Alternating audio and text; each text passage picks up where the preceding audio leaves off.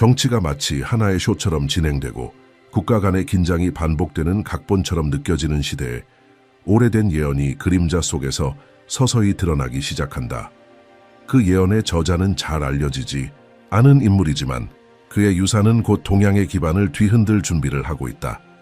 바로 20세기 초 대만의 외딴 마을에서 태어난 소년 지환이다. 화려하고 부정확한 예언으로 이름을 알린 가짜 예언자들과 달리 지환은 역사의 변두리에 머물러 있었다. 그러나 수십 년간 간직되었던 그의 환신은 마침내 오늘날의 공명을 일으키고 있다. 아시아 학자들이 복원한 구술 기록과 메모에 따르면 지환은 미래에 대한 생생한 환시를 가졌다고 한다. 그는 한반도가 전례 없는 영적이고 정치적인 재편의 중심지가 되는 시대를 보았다. 그는 기존 권력 구조 밖에서 나타날 아무도 예상하지 못한 새로운 한국 지도자의 등장을 예언했다. 2025년 국민이 극도로 분열되고 지치며 불신이 팽배한 시기, 바로 그때 등장하는 지도자였다. 그리고 놀라운 상승과 함께 그 지도자는 갑작스럽고 조기 퇴장을 맞이하게 될 운명을 지녔다. 지환에 따르면 이 새로운 대통령은 임기를 다 마치지 못한다. 그러나 그의 짧은 통치는 마치 조용한 지진처럼 역사 흐름을 바꾸게 된다. 충돌이 아닌 보이지 않는 구질서의 붕괴를 통해 그는 동맹이 아닌 이상을, 정치적 계산이 아닌 진실을 따르는 인물일 것이다. 바로 그 이유로 그는 보이는 세력과 보이지 않는 세력 모두와 충돌하게 되고 결국은 강제로 물러나게 된다. 하지만 그의 퇴장은 끝이 아닌 시작을 의미한다. 지환은 첫 번째 충격 이후 더 성숙하고 전략적인 또 다른 지도자가 나타나 더 큰 것을 위한 토대를 세우게 될 것이라 했다.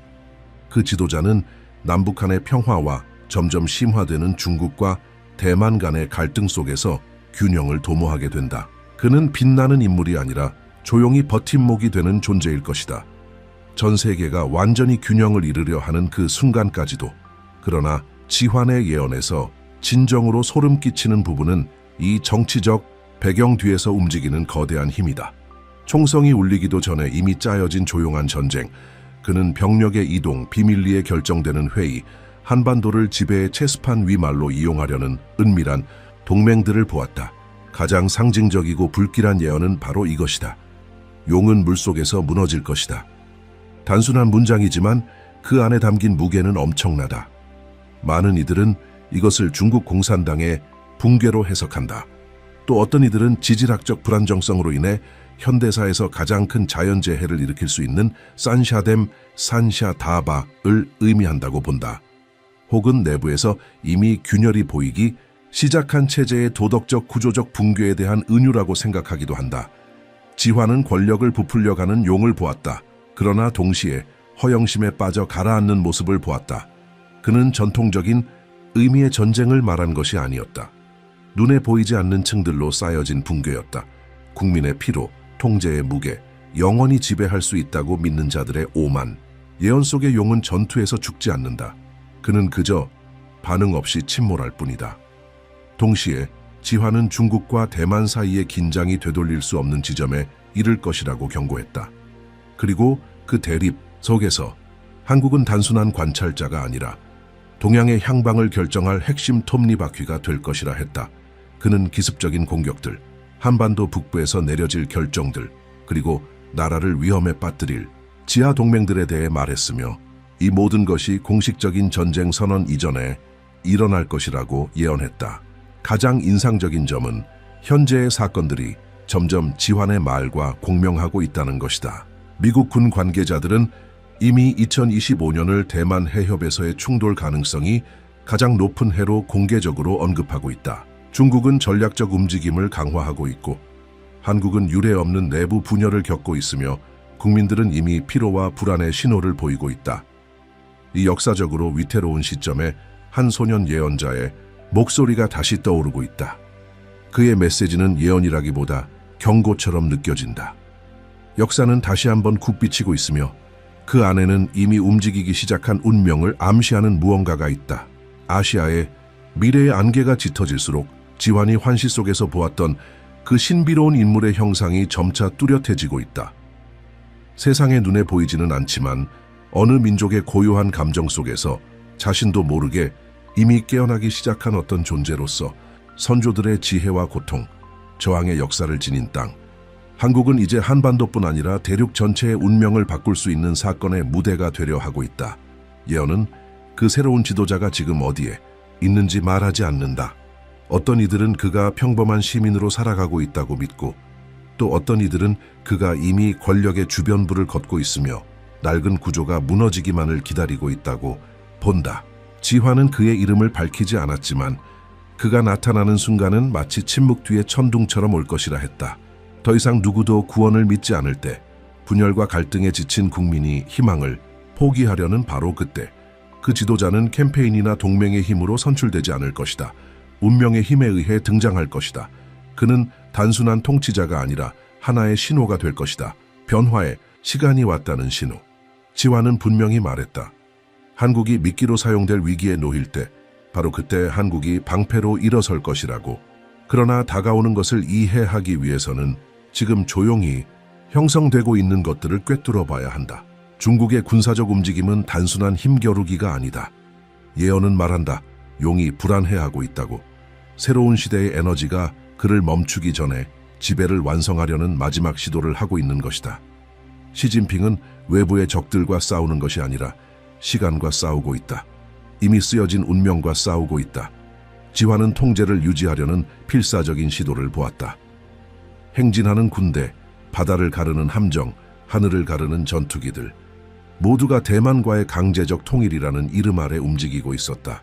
그러나 그는 또한 평화의 열쇠는 중국과 대만 사이가 아니라 한국의 심장 깊숙이 묻혀 있다고 보았다. 그곳에서 조용히 무언가가 일어날 것이고 그것이 전쟁의 흐름을 바꾸게 될 것이다. 그것은 바로 새로운 지도자와 함께 태어날 것이다. 예언에 따르면 이 지도자는 개혁을 공고히 하거나 장기 프로젝트를 추진할 시간조차 없다. 그는 배신이나 방해 혹은 불가항력에 의해 중도에 멈추게 될 것이다. 국민이 그의 사명을 깨닫기도 전에. 하지만 지화는 단호했다. 씨앗은 심어질 것이다. 그리고 그 씨앗은 후계자의 손에서 싹틀 것이다. 정치적 유산이 아닌 영적인 연속성에 의한 것이다. 두 번째 지도자, 진정한 새로운 시대의 설계자. 그는 겉보기에 실패한 자리에서 피어나 지혜와 결단력, 예언적 통찰을 가지고 등장할 것이다. 그렇다면 전쟁은 어떻게 될까? 지화는 결코 전통적인 전투를 묘사하지 않았다. 그의 환시는 불이 없는 연기, 침략 없는 공포, 직접적인 충돌 없는 긴장을 이야기했다. 마치 모든 것이 거울의 게임, 위협의 연극처럼 느껴지도록. 그에 따르면 전쟁은 먼저 무대 뒤에서 시작된다. 사보타주, 사이버 공격, 비밀 작전, 조용히 깨지는 협정들, 그리고 그 와중에 예기치 못한 요소가 등장한다. 중국 내부의 후퇴 자가 붕괴에 의한 내면적 무너짐도 예언은 가라앉는 대지를 말한다. 많은 이들이 이를 산샤댐의 잠재적 재앙으로 해석하지만 지화는 더 상징적인 의미를 언급했다. 그것은 국민을 잊은 국가의 도덕적 기반, 영적 구조의 붕괴였다. 지도자의 오만, 과도한 통제, 비극을 선전으로 이용하는 조작, 이 모든 것이 몰락을 위한 기반을 다져나간다. 중국은 외부가 아니라 내부로부터 무너진다. 먼저 영혼에서, 그 다음은 벽에서. 한편 대만 역시 시련에서 자유롭지 않다. 지화는 세계가 외부 위협에 집중할 때 진짜 위험은 내부에서 나타난다고 보았다. 내부 분열, 이념적 충돌, 외부 압력이 국민의 마음에 스며드는 현상. 그럼에도 그는 말했다. 대만은 살아남는다. 힘이 아니라 그 정신에 대한 충실함으로. 이 예언적 구도 속에서 한국은 균형의 중심이 된다. 군사적으로 가장 강한 나라도, 경제적으로 가장 부유한 나라도 아니지만 영적으로 가장 깨어있는 나라. 지화는 한국 국민을 과거의 고통과 미래의 약속을 등에 짊어진 이들로 묘사했다. 그래서 그는 말했다. 새로운 시대는 바로 그곳에서 시작될 것이라고. 침략, 전쟁, 이념의 분열을 견뎌온 땅. 침묵 속에서 저항하는 법을 배운 민족. 바로 그 시점에 새로운 한국 지도자가 등장한다. 환호 속이 아닌 혼란 속에서. 그는 기대받지 않았고 많은 이들이 그의 목소리를 듣기도 전에 그를 거부했다. 하지만 그 안에는 무언가 있었다. 권력자들조차 설명할 수 없는 무언가. 조용하지만 단단한 존재감. 일반적인 분류로 정의할 수 없는 에너지. 그는 체제에는 낯선 존재였지만 민족의 영혼에는 친밀한 사람이었다. 그의 통치 초기 그의 태도는 불편함을 줬다. 말이 적었지만 그 한마디 한마디는 무게를 지녔다. 그는 엘리트들에게 달갑지 않은 개혁을 제안했고 참모나 홍보 전문가보다 노인과 승려들의 말을 더 들으려 했다. 국민은 여전히 의심하며 지켜봤다. 하지만 지화는 이미 이 모든 것을 보았다. 수용 전에 오는 거부, 그리고 단절 전에 오는 수용, 몇 달이 지나자 신호가 시작되었다. 조작된 정치 스캔들, 왜곡된 헤드라인 속에 가려진 내부의 배신, 신뢰받던 인물들이 갑자기 사라졌다. 그리고 지환이 예언한 대로 새로운 지도자는 피어나기도 전에 쓰러졌다. 그는 힘이나 범죄가 아닌 낡은 것을 위협하는 새로움을 견딜 수 없는 이들의 보이지 않는 음모에 의해 권좌에서 밀려났다. 그리고 나서 공백, 한국은 혼란 속으로 빠져들었다. 국민은 분노와 체념 사이에서 갈등하며 그 몰락 뒤에 단순한 정치 이상의 무언가가 있다는 것을 느끼기 시작했다. 그것은 마치 숨겨진 톱니바퀴가 작동하기 시작한 듯한 기분이었다. 그리고 예언자의 말이 어르신들의 입에서 다시 흘러나왔다. 첫 번째는 쓰러질 것이다. 그러나 길을 여는 이는 두 번째이다. 한국이 자신의 운명을 재정립하려 애쓰는 동안 대륙의 반대편에서도 땅이 흔들리기 시작했다. 문자 그대로 중국에서는 도시들이 원인을 알 수 없는 지반 침하를 기록하기 시작했다. 위성은 웅장한 산샤댐 인근 지역에서 이상한 지각 변형을 포착했고 수문학적 위험을 경고하던 전문가들은 공개 토론에서 하나둘 사라졌다. 내부 고발로 압박받던 정부는 검열을 더욱 거세게 시행했다. 그러나 어떤 조치로도 막을 수 없던 이미지가 조용히 퍼지기 시작했다. 균열, 벽에, 도로에, 건물에, 그리고 권력에 지환의 예언은 물이 삼키고 땅이 오만한 자들의 발밑에서 무너질 것이라 말했다. 그는 중국이 단지 자연재해가 아니라 스스로의 맹목으로 인해 익사하는 모습을 보았다. 당이 통제를 강화하면 할수록 국민은 조용히 저항했다. 외침이 아닌 결핍으로. 믿음의 결핍, 복종의 결핍, 두려움의 결핍. 그리고 마침내 첫 번째 사건이 터졌다. 전쟁 선포도 아니었고 공식적인 침공도 아니었다. 대만 해협 인근 중국 남부의 한 군사기지에서 원인을 알 수 없는 사고가 발생했다. 화재, 폭발, 사라진 데이터, 공식적으로 인정되지 않은 사망자들, 그리고 퍼지는 의심. 무언가가 사보타주되었고 그 배후로 대만이 지목되었다. 국제적 당혹감과 내부의 압박에 직면한 중국 정부는 해상에서의 움직임을 더욱 강화했다. 그리고 전 세계의 시선은 다시 수십 년간 위협과 부인의 경계에서 살아온 그 좁은 해협으로 향했다. 그러나 지화는 말했다. 불은 준비되겠지만 인간의 손으로는 붙지 않을 것이다. 같은 시기 한국 남부의 어부들과 승려들이 이상한 현상을 보고하기 시작했다. 밤하늘, 바다 위의 하늘이 달라 보였다. 어떤 밤에는 푸른 빛이 조용히 수평선을 가로질렀고 어떤 밤에는 짙은 안개가 바다를 이불처럼 덮었다. 누군가는 습기라고 했고 누군가는 속삭였다. 용이 움직이고 있다. 지환의 말이 다시 메아리 쳤다. 새로운 왕이 쓰러지면 물이 제국을 거슬러 오르리라. 제국이 흔들릴 때 중재자가 일어날 것이다. 그 경랑 속에서 한국에선 뜻밖의 현상이 나타나기 시작했다. 이례적인 일치감. 길거리도 아니고 투표소도 아니었지만 의식 속에서 서로 반목하던 집단들이 대화를 시작했다. 지역 지도자들은 옛 경전을 인용했고 젊은이들은 어르신들의 가르침을 다시 들여다보기 시작했다.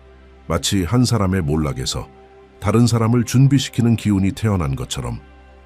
조용히 세계가 첫 번째 한국 지도자의 갑작스러운 몰락에 충격을 정리하려 애쓰는 사이 보이지 않는 어떤 것이 한반도의 심장에서 움직이기 시작했다. 마치 땅 자체가 다르게 숨쉬는 듯했다. 바람은 더 무겁게 느껴졌고 사람들의 꿈은 더 선명해졌으며 어르신들의 눈엔 이상한 빛이 맴돌았다. 마치 오래전 잊힌 역사 속 어느 지점에서 본 적 있는 순간을 다시 마주한 듯 지환의 말이 다시 강하게 속삭여졌다. 첫 번째는 쓰러지기 위해 나타나고 두 번째는 보기 위해 드러나리라. 그리고 그 두 번째는 인간의 선택으로가 아니라 더 큰 부름에 의해 일어설 것이다. 그리고 바로 그 일이 일어났다. 두 번째 지도자는 다수결로 선출되지 않았다. 전통적인 권력 구조에 의해 떠오르지도 않았다. 그의 등장은 연설이나 캠페인과 함께하지 않았다. 그것은 그저 자라난 것이었다. 마치 산을 타고 천천히 올라오는 안개처럼 어느 순간엔 이미 풍경 전체를 덮고 있었다. 그는 평범한 사람이었다. 정치적 야망도 없어 보였다. 그러나 그의 삶은 조용한 상실들과 깊은 결단들로 빚어져 있었다. 그는 고통의 그림자 속을 걸어왔기에 그가 지닌 빛은 눈부시지 않았지만 따뜻했다. 공식적인 지도력이 부재하고 감정적으로 분열된 국가 속에서 그의 이름이 사람들 사이에서 퍼지기 시작했다. 처음에는 거리에서, 그 다음은 SNS에서, 그리고 의회 복도와 고위 관계자들의 비공식 회의에서도. 그는 스스로를 어떤 존재로 규정하지 않았지만 그의 말은 사람들을 진정시켰다. 그는 어떤 사상을 강요하지 않았지만 그의 존재는 깊은 사유를 이끌어냈다. 그가 통합, 연민, 운명에 대해 말할수록 극단들은 조용해졌다. 마치 이 나라는 그동안 알지 못했던 중심을 찾아낸 듯했다. 그리고 한국이 이 뜻밖의 인물을 중심으로 재정비되는 사이 대륙의 나머지 지역에서는 어둠의 징후들이 드러나기 시작했다.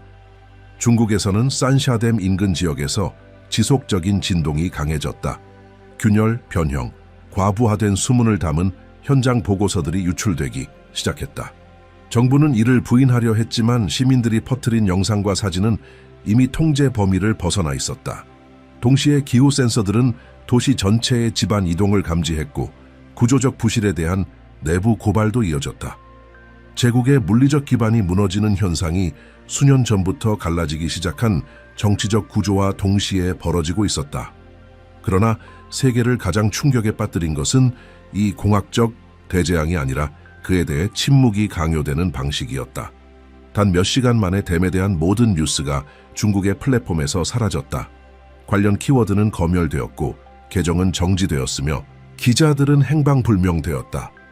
그리고 찾아온 공백, 외면할 수 없는 진실을 외치는 침묵. 제국은 폭발이 아닌 필사적이고도 무력한 부정 속에서 가라앉고 있었다. 그 시기 대만에서도 뜻밖의 일이 벌어졌다. 가장 오래된 불교 사찰들에서 사제들은 피를 바다로 흘리는 것을 막을 북쪽의 빛에 대한 오래된 예언이 다시 떠오르고 있다고 전했다. 전통을 아는 이들은 망설이지 않았다. 한국은 단지 보호받고 있는 것이 아니라 갈등하는 세계를 잇는 다리로 자리매김하고 있다고. 많은 이들이 이제 중재자라 부르기 시작한 한국의 두 번째 지도자는 정치인이 아니라 영적 사명을 지닌 존재로 여겨졌다. 그는 방어 계획을 제시하지 않았다. 대신 그는 민족 간의 조화, 경청과 상호 존중에 기반한 협정을 말했고 놀랍게도 그 말들이 실제로 영향을 미치기 시작했다. 그와 같은 주간 한국에선 기이한 현상이 보고되었다. 여러 도시, 다양한 연령대의 수천 명의 사람들이 같은 꿈을 꾸었다고 주장했다. 꿈속에는 한 남자가 등장했는데 그는 다리 위에 서 있었고 주변은 고요한 물과 어두운 하늘로 둘러싸여 있었다. 마치 세상이 무너질 듯했지만 그는 고요하게 단단하게 수평선을 바라보며 서 있었다. 단순한 우연이 아니었다. 심리학자들, 종교인들, 학자들이 이 현상을 논의했고 곧 대한 언론을 통해 전국으로 퍼졌다. 그 집단적 꿈속에는 이성의 영역을 넘어서는 무언가가 있었다. 그리고 지환을 아는 자들에게는 모든 것이 명확해졌다. 용을 가라앉힐 물은 중재자를 떠받칠 바로 그 물이었다. 동시에 중국으로부터 새로운 정보가 들어왔다. 산샤댐 근처의 한 소도시에서 부분 붕괴가 있었다는 사실이 국제 소식통에 의해 확인되었다. 집들이 물에 잠기고 들판이 유실되며 긴급 대피가 강행되었다. 검열은 사태를 막기엔 역부족이었고 세계의 인터넷은 공포와 붕괴의 현장을 실시간으로 전달했다. 내부적으로는 단기 수십 년 만에 최대의 긴장을 겪고 있었다. 지도자들 사이의 이념적 충돌, 은밀한 권력 다툼, 그리고 점점 더 참을 수 없어 하고 믿음을 잃어가는 국민들. 그것은 단순한 구조의 위기가 아니라 영혼의 위기였다. 그 사이 중재자로 불리던 한국인은 어떠한 직책도 맡지 않았다. 권위를 요구하지도 않았다. 그는 그저 존재하는 것이 전부였다. 그의 영향력은 자석처럼 자연스럽게 퍼져나갔다. 지역 지도자들, 종교인들, 학자들, 심지어 군 관계자들까지도 그의 조언을 구했다. 국가는 법령도 개혁도 없이 다시 정렬되기 시작했다. 학교에서는 영성과 함께 역사를 가르치기 시작했고 지역사회는 세대 간의 경청 모임을 자발적으로 열었으며 심지어 대립하던 정당들도 논쟁의 강도를 낮추기 시작했다. 화해는 강요가 아니라 공명으로 이루어지고 있었다. 그와 동시에 비공식 대표단이 대만으로 파견되었다. 그들은 무기를 들고 가지 않았다. 조약도 없었다. 오직 상징들만 있었다. 시, 아이들의 편지, 전쟁 생존자들이 수놓은 흰 깃발, 그리고 진심 어린 대화의 의지. 겉보기엔 단순한 행동이었지만 이 행위는 전 세계에 반향을 일으켰다. 대만 국민들은 그 겸손한 제스처에 놀라움과 경외로 답했다. 단 한마디의 말도 필요 없었다. 그 순간 평화는 실현 가능한 것처럼 보였다. 평화는 실현 가능한 것처럼 보였다. 그리하여 중국이 스스로의 오만 속에서 가라앉고 대만이 새로운 주기를 맞이할 준비를 하며 세계가 무엇을 기대해야 할지 모르는 채 지켜보는 사이 한국은 조용히 균형의 영적 중심으로 떠오르고 있었다. 지환의 예언은 이제 전설이 아니라 살아있는 현실이었다. 용이 무너지기 시작할 때 중재자는 일어섰다. 그리고 권력을 과시하지 않으면서도 그는 불가능을 해냈다. 미래는 전쟁이 아니라 의식으로부터도 태어날 수 있다는 것을 세계에 상기시킨 것이다.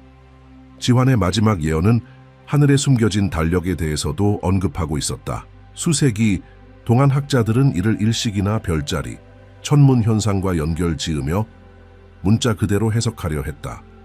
하지만 이제 많은 이들이 그것이 날짜가 아니라 신호였음을 깨닫기 시작했다. 그것은 집단적 감정의 순간에, 예기치 못한 기후 현상 속에, 반복되는 꿈 속에, 우연 같은 만남 속에 드러나는 신호들이었다. 매번 새로운 신호가 나타날 때마다 그것은 마치 우주가 보이지 않는 시간의 흐름을 표시하고 있는 것처럼 보였다. 그리고 놀라운 사실은 그 신호들이 가장 강하게 집중되고 있는 곳이 바로 한국이었다는 것이다. 한때 조롱받았던 생각, 수차례 강대국의 영향력 속에서 잊히거나 이용당했던 반도, 그곳이 새로운 시대의 영적 중심이 될 수 있다는 믿음. 이제는 사람들의 시선이 달라지고 있었다. 힘도 자본도 무기도 아닌 느끼는 능력 때문이었다. 감지하고 인식하고 이해하는 능력. 운명은 법령이 아니라 의식으로 써내려 간다는 진실 때문이었다. 지환의 마지막 기록에서 그는 어떤 약속도 남기지 않았다. 대신 하나의 요청을 남겼다. 단순하지만 수세기를 관통하는 깊은 요청이다. 새로운 주기가 태어날 때 그것을 예언의 성취로 보지 말고 하나의 기회로 보라. 다르게 할 수 있는 기회로. 이 문장은 바렌 종이에 색이 바렌 잉크로 쓰여 있었고 오래된 유교 윤리서 안에 접혀 발견되었다. 수십 년 동안 아무도 그 가치를 몰랐다. 그러나 지금 그 문장은 마치 세계가 오래도록 찾아 헤매던 답처럼 느껴졌다. 불변의 운명이 아니라 마침내 도착한 하나의 선택으로 여기까지 함께 해주셨다면 이 영상을 좋아요 눌러주시고 채널 구독도 부탁드립니다. 그리고 이 메시지를 꼭 들어야 할 누군가와 공유해주세요. 하지만 가장 중요한 건 아직 떠나지 마세요. 곧 화면에 나타날 다음 영상에서는 오늘 들으신 모든 것을 완성시킬 수 있는 새로운 예언이 공개됩니다. 이 여정은 여기서 끝이 아닙니다. 지금부터가 진짜 시작입니다.